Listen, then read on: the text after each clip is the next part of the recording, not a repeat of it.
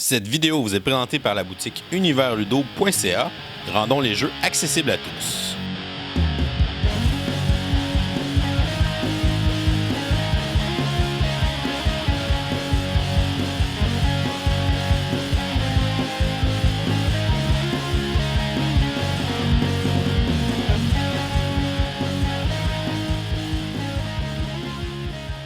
Salut les gamers, bienvenue à Professeur Board Game, je m'appelle David. Aujourd'hui à Board Game 101, on va regarder le jeu Paper Tales, un jeu qui a été voté par nos supporters sur Patreon. C'est un jeu qui a été édité en 2017 par Catch-Up Games. Ça nous vient de l'auteur japonais Masato Uzugi.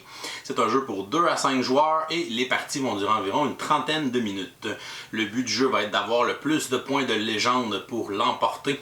On est dans un jeu de draft cartes, donc les joueurs vont drafter des cartes. Ensuite, on va pouvoir les acheter avec notre argent pour les placer dans notre royaume devant nous. On a 4 emplacements pour placer des cartes dans notre royaume. Chaque carte va avoir différents effets, on va pouvoir faire différents combos aussi avec d'autres cartes, générer des ressources qui vont nous permettre aussi de construire des bâtiments pour avoir des nouveaux pouvoirs, marquer des points aussi en faisant ça. On va avoir aussi une phase de guerre où on va devoir avoir des personnages de notre royaume qui vont aller affronter les royaumes voisins pour marquer des points si on a une valeur militaire égale ou supérieure à eux pour marquer d'autres points de légende. À la fin des 4 rondes de jeu, le joueur qui aura le plus de points de légende sera le vainqueur. Alors, Paper Tales, je vous montre comment jouer. Ensuite, je vous dis ce que j'en pense. Et comme on est lundi, on va lancer notre concours du lundi pour remporter une copie de jeu. On va installer une partie pour 3 joueurs. Premièrement, on va placer le plateau de score au centre de la table et on va prendre le pion marqueur de temps qu'on va placer sur le numéro 1 pour la piste de compte à rebours des différentes rondes de la partie. On va ensuite se faire une réserve avec les jetons d'âge et les jetons de pièces. On a des pièces de valeur 1 et des pièces de valeur 5. On va mélanger les cartes d'unité pour se faire une pioche et on va se garder l'espace pour faire une défausse juste à côté. Chacun des joueurs va prendre la carte d'aide de jeu à sa couleur, ainsi que son pion de score qu'ils vont aller placer sur la case 0 de la piste de score. Et ils vont aussi recevoir une main de 5 cartes bâtiments. On a donc la mine, le temple, la taverne, la ville et la caserne. Donc tous les joueurs vont avoir les 5 mêmes bâtiments dans leurs mains au début de la partie. Et on va donner à chacun des joueurs 3 pièces pour débuter la partie. On n'aura pas besoin de déterminer un premier joueur puisque c'est un jeu où les joueurs vont tous jouer de façon simultanée. Une partie de Paper Tales se joue en 4 rondes de jeu. À chacune des rondes de jeu, on va piocher 5 cartes d'unité et on va procéder à un draft de cartes jusqu'à temps que les joueurs aient composer une main de 5 cartes.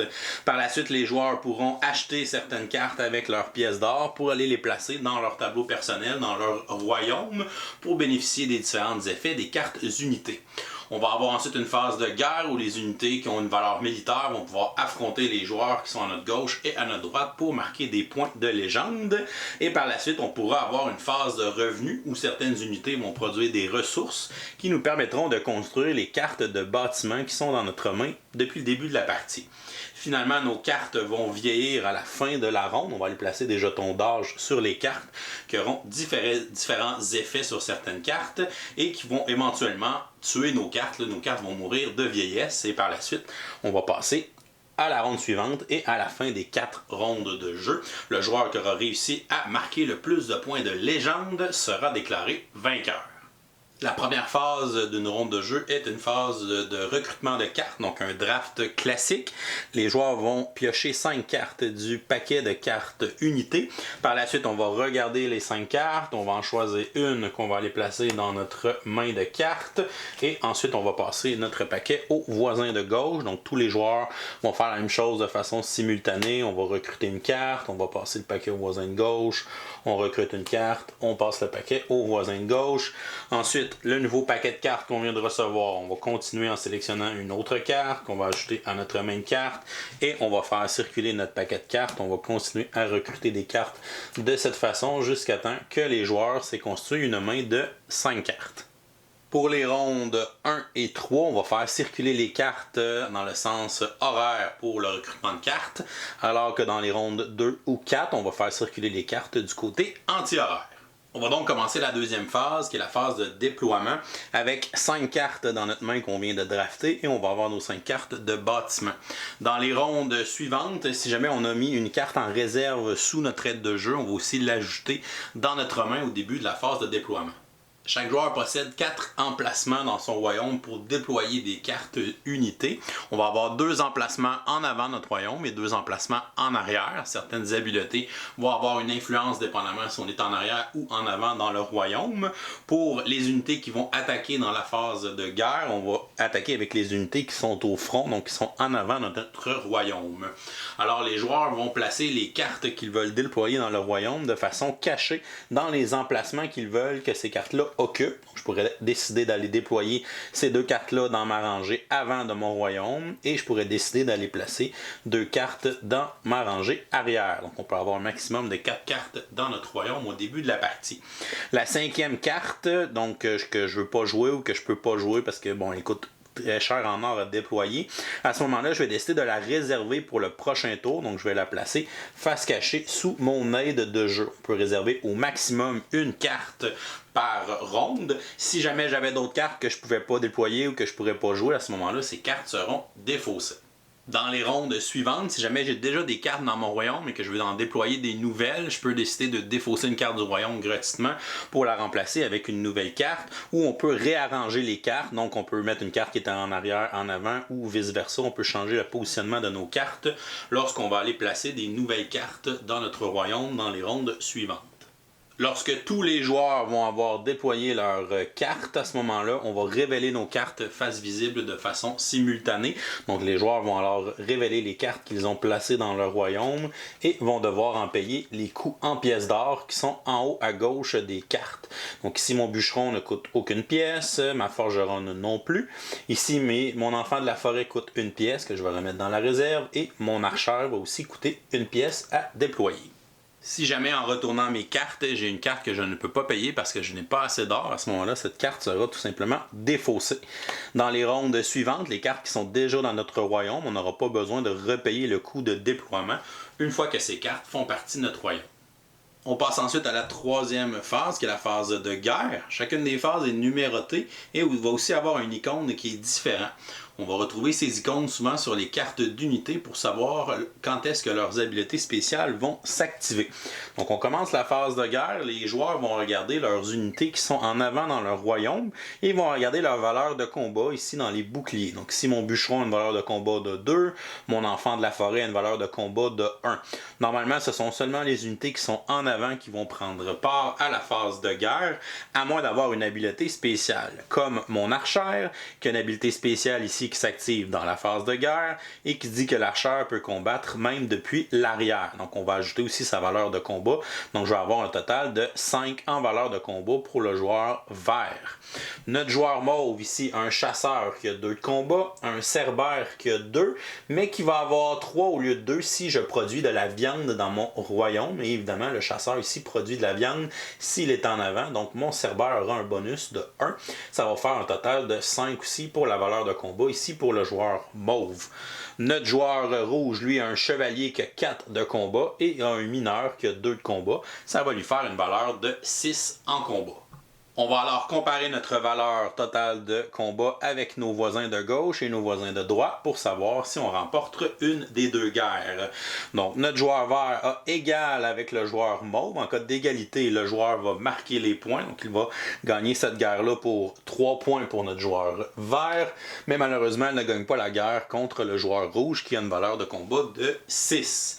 Ça va être la même chose pour le joueur mauve. Comme il a égal avec le joueur vert, il va remporter cette guerre et marquer 3 points de légende, mais ne bat pas le joueur rouge. Le joueur rouge qui a 6 en valeur de combat va gagner ces 2 guerres, donc sa guerre contre le joueur vert et sa guerre contre le joueur mauve. Il va remporter 3 points de légende par guerre gagnée et il va faire un total de 6 points de légende dans cette phase de guerre. On passe ensuite à la 4e phase, qui est la phase de revenu. On va avoir l'icône ici de la phase numéro 4. De base, chacun des joueurs va gagner 2 pièces et par la suite, on va activer nos personnages ou nos bâtiments qui vont avoir l'icône de la phase de revenu. Ici, j'ai la forgeronne qui, dans la phase de revenu, va aussi me générer une pièce supplémentaire. Donc, ça va me faire un total de 3 pièces que je vais gagner dans cette phase de revenu.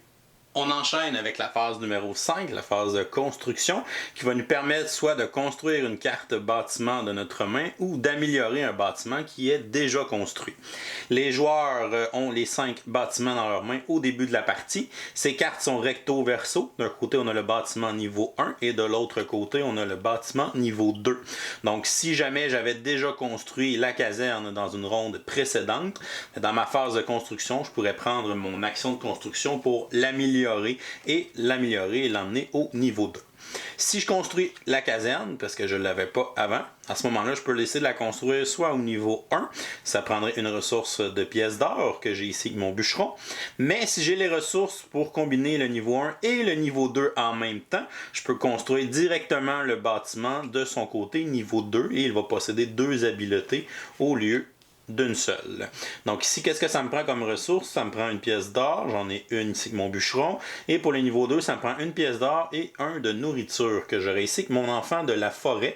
Donc j'ai les 3 ressources nécessaires pour la construire du premier coup au niveau 2. Donc j'aurai pas besoin de perdre une action de construction pour l'améliorer plus tard dans la partie.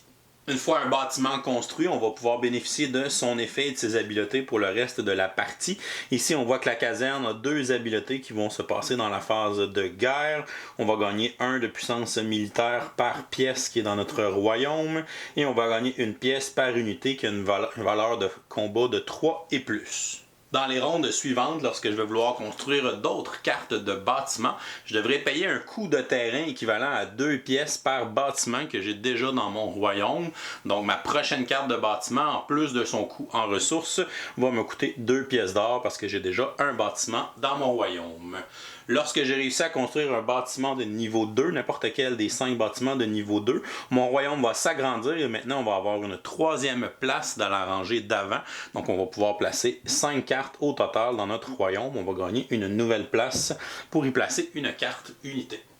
Et finalement, pour terminer la ronde de jeu, on passe à la phase numéro 6, qui est la phase d'âge. Nos unités vont vieillir, et si jamais nos unités sont déjà vieilles, elles vont mourir. On devra défausser ces cartes.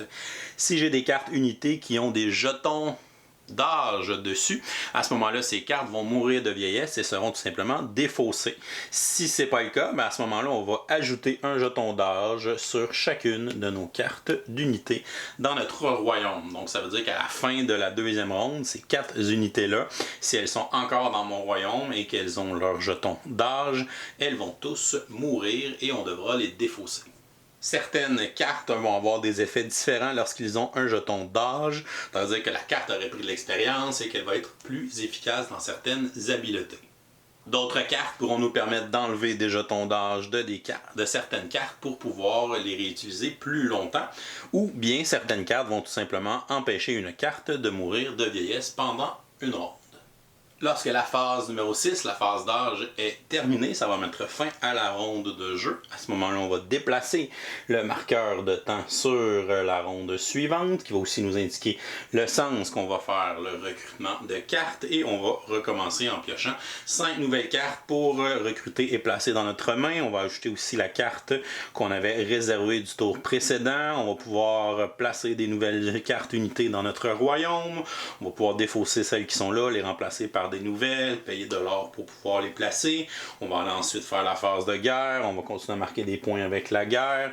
Ensuite, on va faire notre revenu pour gagner de l'or et on va pouvoir ensuite aller construire d'autres bâtiments ou améliorer un bâtiment de notre royaume. Et finalement, on va continuer avec la phase d'âge pour terminer la ronde numéro 2 et on va ensuite jouer la ronde numéro 3 et la ronde numéro 4 de la même façon. Et après la ronde numéro 4, on va passer au décompte final des points. En plus des points qu'on a réussi à marquer pendant la partie en gagnant des guerres ou en déclenchant certains effets sur nos cartes, on va additionner à ceci la valeur de points de légende des bâtiments qu'on a réussi à construire dans notre royaume. Ici j'ai un point pour la mine, un point pour le temple, 3 points pour la caserne et 3 points pour la ville. Donc ça fait 6, 7, 8, donc on arrive à 28. Et ensuite, on va regarder si on a différents effets. Donc ici, j'ai la relique, qui est une carte qui ne meurt jamais et qui va valoir 2 points à la fin de la partie pour chaque jeton âge qui se trouve sur la relique. Donc j'en ai 4. Ça veut dire que ma relique va me rapporter 8 points, ce qui m'emmènerait à 36 points au total. Et le joueur qui a le plus de points de légende sera déclaré vainqueur. Si jamais on a une égalité, c'est le joueur qui a le plus de pièces restantes à la fin de la partie qui va départager l'égalité. Sinon, on aura une victoire partagée. Et voilà, c'est comme ça qu'on joue à Paper Tales. Je vous reviens avec mon opinion personnelle.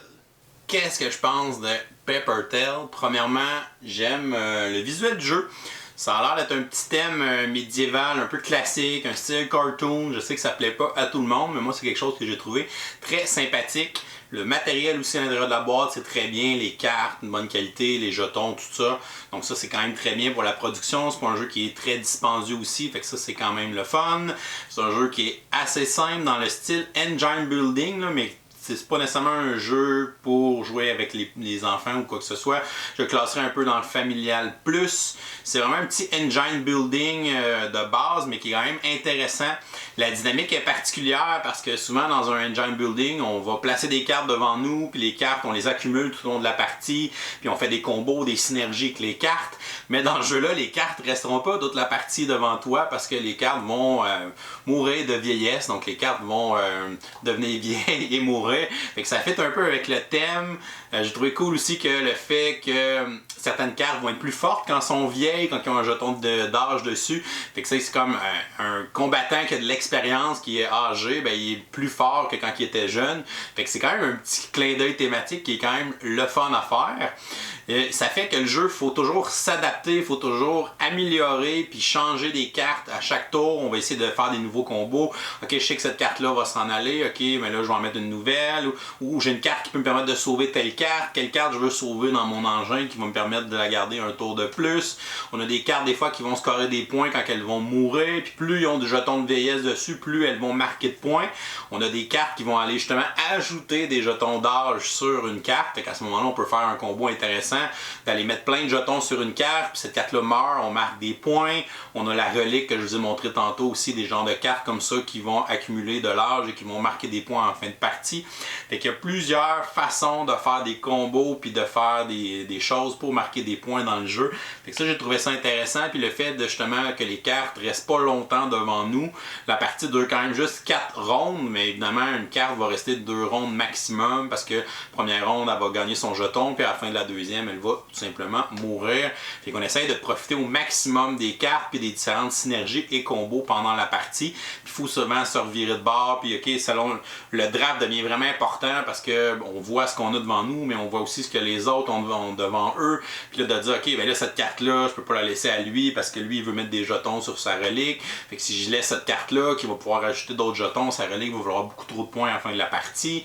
T'as l'aspect de guerre qui est le fun aussi. On marque des points, c'est pas vraiment un take that, là, on n'enlève rien à l'autre quand on le bat avec les guerres, on fait juste s'avancer nous-mêmes. J'ai trouvé que c'est une belle façon d'ajouter de l'interaction sans avoir un côté destructif à ça. Fait que les guerres, on a de l'interaction avec ça, on a de l'interaction avec le draft encore une fois qui est quand même très bien exploité à l'intérieur du jeu. Fait qu'on a un beau petit mélange de mécanique à l'intérieur de Paper Tales. Pour les côtés négatifs, j'ai trouvé évidemment comme beaucoup de jeux de draft qu'à 2 c'est pas mal moins efficace et moins intéressant. On a évidemment une variante pour le draft, on a une variante pour les guerres, fait qu'à ce moment-là, ça perd un petit peu de sa saveur. Je vous conseillerais de jouer à 3 ou 4 joueurs, puis vu qu'on joue de façon toute simultanée de toute façon, ça va quand même tout le temps durer à peu près une demi-heure. Ensuite, niveau rejouabilité, oui, on a le paquet de cartes, il y a quand même beaucoup de personnages à l'intérieur, mais il y en a beaucoup qui sont en 2 exemplaires. Fait qu'il n'y a pas tant de modèles de cartes que ça, on finit par les connaître, on finit par connaître un peu les différents combos qui se font. Les bâtiments, c'est peut-être ça que j'ai trouvé le moins bon pour la rejouabilité, c'est qu'on a toujours les 5 mêmes bâtiments dans notre main. Tout le monde a la même main de bâtiment, c'est toujours ces 5-là à chacune des parties. Fait que ça devient un petit peu redondant sur ce côté-là. Je sais qu'ils ont déjà réglé ce problème-là avec une extension. Il existe une extension, premièrement, qui ajoute des nouveaux personnages, qui ajoute aussi des nouveaux bâtiments. Je pense qu'elle ajoute 6 nouveaux bâtiments, fait que ça en fait 11 au total, puis qu'au début, chaque joueur va se faire une main de 7 bâtiments parmi les 11. Fait que tu ne choisiras pas les mêmes bâtiments à chaque partie. Ça fait que je trouve ça très cool. C'est le genre de choses qui est super intéressante, où on pourrait avoir aussi plein de bâtiments, puis on fait un draft avec les bâtiments ou de quoi de genre. Fait que ça, c'est des choses qui ont quand même déjà amélioré avec l'extension. L'extension ajoute aussi un mode solo, fait que si vous voulez jouer en solo, ça a l'air que le mode solo est quand même très bien aussi dans l'extension. Fait que ça devient des choses qui sont déjà intéressantes avec ça. Somme toute, Paper Tales, je vais lui donner une note de B. Donc pour moi, c'est un bon jeu de cartes, de recrutement de cartes qui est intéressant, de tableau building avec un petit côté engine building assez dynamique. Il faut tout le temps changer un peu les cartes, essayer de trouver des nouvelles synergies parce que nos cartes vont mourir. Un concept qu'on ne voit pas souvent dans les jeux, justement, le concept que nos cartes vont vieillir et vont devoir mourir à ce moment-là. On les remplace par des nouvelles cartes. J'ai trouvé que quand il y a des beaux petits ajouts dans ce jeu-là, ça nous fait penser beaucoup à un Seven Wonders, dans le sens qu'on a le recrutement, on a la construction du tableau de cartes. Donc on a des ressemblances, mais il y a peut-être un feeling un peu différent parce que justement les cartes ne resteront pas toute la partie dans notre tableau. Mais évidemment, si vous êtes des fans de Seven Wonders, ça va être dans la même veine au niveau, peut-être un peu plus de complexité parce que justement, vu que les cartes changent beaucoup, il faut s'adapter un peu plus dans notre stratégie. Donc c'est tout pour aujourd'hui. Oh, c'est vrai, c'est pas tout. On est lundi. On va donc lancer notre concours du lundi. À chaque fois qu'on fait une vidéo le lundi, on publie un concours pour remporter une copie du jeu qu'on vous présente. Donc aujourd'hui, ça va être le jeu Paper Tales. Avant de vous dire comment participer, on va annoncer le gagnant de la semaine dernière. On faisait tirer le jeu Corinthe, un beau petit jeu de roll and write. Et notre gagnant pour Corinthe est M. Tremblay. Donc félicitations, tu remportes le jeu Corinthe. Tu peux communiquer avec nous à professeurboardgame@gmail.com pour nous envoyer tes coordonnées et on va t'envoyer ton prix. Maintenant, pour participer à notre concours de cette semaine, donc c'est simple, vous n'avez qu'à répondre à la question du jour en commentaire YouTube sous la vidéo, pas un commentaire sur Facebook, un commentaire sur YouTube. Donc faites attention avec ça. La question du jour est la suivante. Quel est votre jeu de engine building favori? Donc vous répondez à cette question en commentaire YouTube sous la vidéo pour participer. On va vous laisser cette semaine jusqu'à lundi prochain, le 5 août, midi, heure de l'Est, pour participer. C'est ouvert à tous. Ça se pourrait que la vidéo lundi prochain soit aussi publiée tard parce que c'est la journée où on revient du Gen Con. Donc c'est sûr que je vais probablement prendre un jeu du Gen Con pour le prochain tirage, mais la vidéo va être publiée tard en soirée pour me laisser le temps d'arriver et de faire cette vidéo-là. Donc, bonne chance à tous pour le concours. Si vous nous supportez aussi sur Patreon pour 5 $, vous avez une participation automatique au concours. Donc, si vous participez en commentaire, vous aurez une deuxième participation.